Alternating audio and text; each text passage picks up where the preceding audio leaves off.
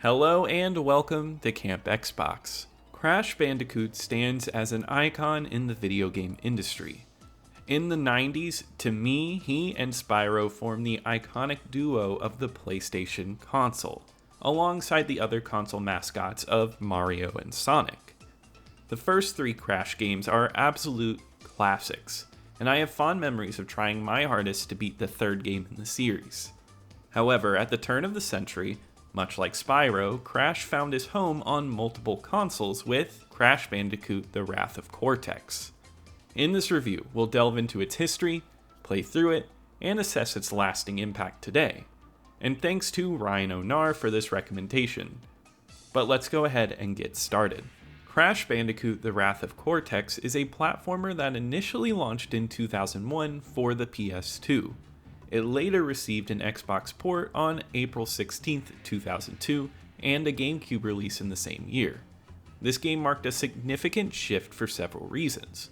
Firstly, Naughty Dog, the developer behind nearly all the games in the series up to this point, concluded their involvement in Crash games after their contract with the IP owner Universal Interactive came to an end. Universal, having moved away from PlayStation exclusivity, aimed to expand Crash's reach to new platforms, considering his immense popularity and the success of the first three games. Early in its development, this game was announced as a multi-platform release and showcased at various conventions as the fourth main installment in the Crash series. Many outlets observed the game's similar gameplay style to the first three entries, but with upgraded graphics. It appeared that the developer, Traveler's Tales, aimed to stay true to the original gameplay, adopting a motto of, "If it ain't broke, don't fix it." The Wrath of Cortex eventually made its way to the Xbox in 2002. Having recently played through it, let's delve into my thoughts on this entry. In The Wrath of Cortex, you step into the shoes of Crash Bandicoot once again in a battle against Dr. Neo Cortex, as per usual. Here, Cortex has a super weapon named Crunch Bandicoot, and he must round up all of the elementals to power him up. The elementals are masks that have powers over the elements of the Earth, and they seek to devastate the Earth with those powers. Crash and his sister Coco team up to travel to each elemental's distinct regions to stop Cortex from taking over. All of this is told with great Crash characters and a fun cartoony style. Much like the rest of the game is going to be, if you like the originals, you will feel right at home. It has a Saturday morning cartoon vibe and bumbling villains with great globe-trotting with its mini locales. Each of the cutscenes are fun and it fits a perfect fun vibe. I don't think the story will blow you away with strong originality, but it really doesn't have to. It fits the archetype set up by its previous releases, and it's a great game to turn off your brain and do some fun platforming with a nice easy connecting issue between it all. I especially like how every mask speaks to you between the start of every level. It's a nice simple way to get into the characters that you are fighting against and sets up that section of the levels. It's a solid fun story, and I think it works fairly well here. Just like the story, if you're into the Crash games before it, you'll find a lot of the same here in this entry. Yet Traveler's Tales does attempt to inject some variety into the mix. Most of your main levels involve Crash navigating a linear obstacle course, jumping, breaking boxes, or engaging with enemies along the way. It's just as enjoyable as ever, and the controls remain solid. Movement feels great, and navigating the areas is as fun as it was in the originals. Jumps may feel slightly more floaty than in the originals, but it's easy to adapt to, and everything feels cohesive. The classic levels where you run away from boulders or other objects returns, and it works just as well here. Traveler's Tales does try to maintain variety in various ways. An early example is a plane level where you must fly around and shoot down bases in the sky. I was pleasantly surprised by how enjoyable these levels were.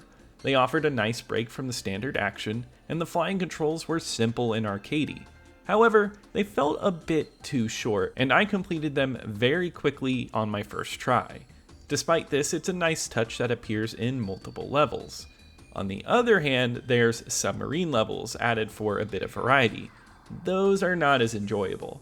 They are slow, including movement, and flipping your submarine from one side to the other feels like a chore as you rotate slowly and it takes multiple button presses. Every enemy moves faster than you, and it makes dodging nearly impossible without memorizing the level. Fortunately, I'd say this is the only truly rough aspect of the game, but honestly, it is not ideal to have a few levels dedicated to a poorly designed gameplay choice. Another added element, while not amazing, is the ability to play as Coco. We've seen this before, and in this game you get to play as Coco jumping and attacking. She plays very similarly to Crash and doesn't bring anything really unique to the game. It's a cool addition, but perhaps not the strongest.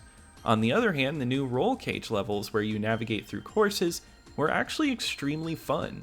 These levels are fast-paced and have you bouncing through areas trying to avoid the insta-death nitro boxes. It reminded me a lot of Marble Madness. I love the sensation of rolling through courses with speed and precision. While there are a few other new elements, I'd say the added level variety is a welcome change. It's nice to start a level and feel like you're playing a completely different style of game. It's hit and miss at times, but the only levels I truly disliked were the underwater ones. Despite this, I still argue that the actual platforming levels are the best part of Wrath of Cortex.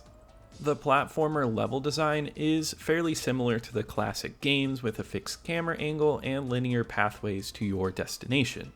It all feels good to play, even though it might not be as inspired as the original trilogy. I noticed some levels feeling similar in design, treading a course that you'd expect from the series. However, I don't really see that as a negative.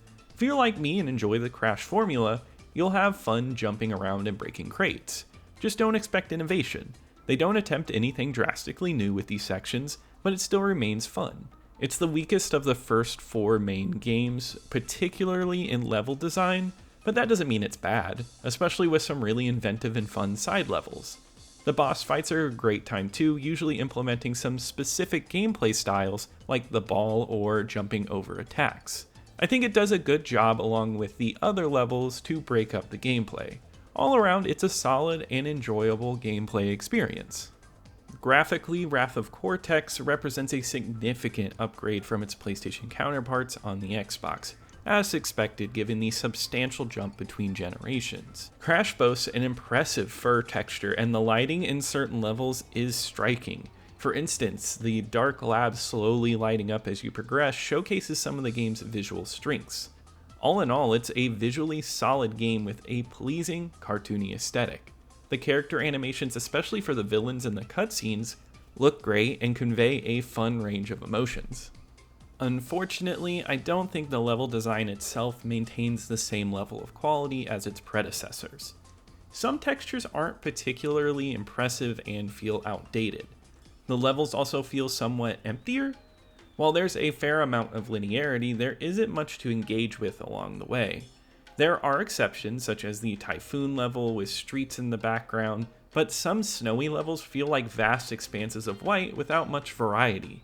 In the first 3 games, many levels felt vibrant and full of life, but here, there's a lack of detail in certain areas.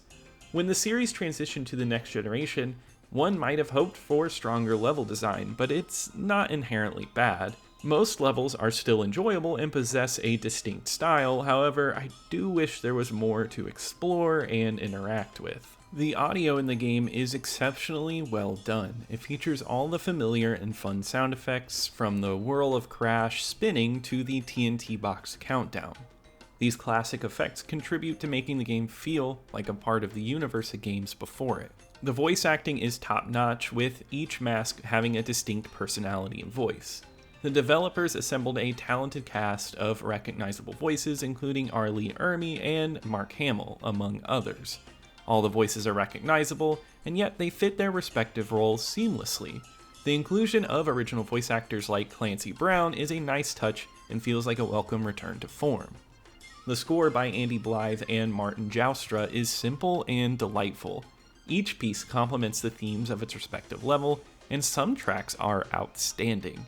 The music feels light and serves as a pleasant background, yet it maintains a rhythm that complements the momentum of the levels. Tracks like Bonsai Bonsai have a nice groove to them that I found myself listening to even after playing.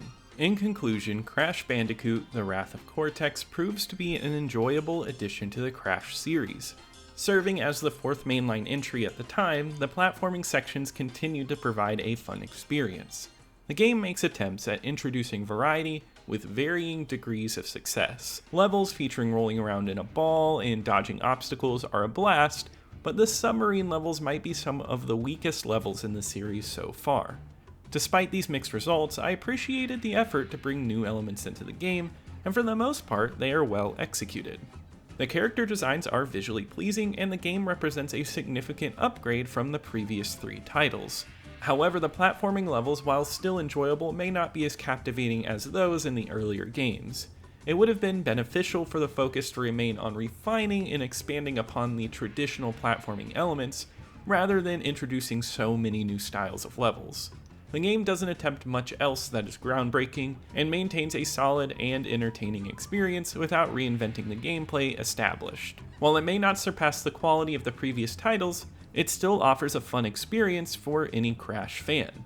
Now, this is a controversial title in the series, and I know some hate it, some love it. I kinda just like it. I don't hate it, but I don't have an admiration for it. But be sure to let me know how you feel in the comments below. I think everybody's opinion is important, and I would love to read how you felt about this game.